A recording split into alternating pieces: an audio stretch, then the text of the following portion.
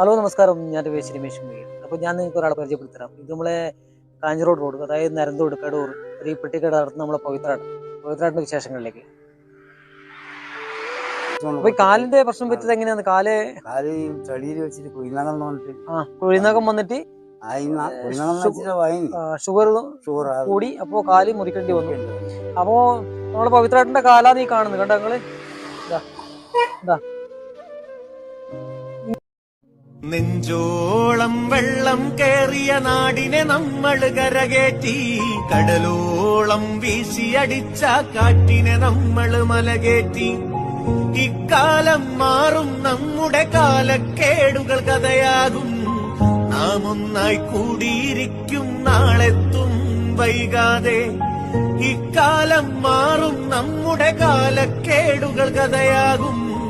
നാം ഒന്നായി കൂടിയിരിക്കും, നാളെത്തും വൈകാതെ. തകതെയ്ത തകതെയ്ത തകതെയ്ത തകതാര തകതെയ്ത തകതെയ്ത തകതെയ്തൈതൈതകതാര.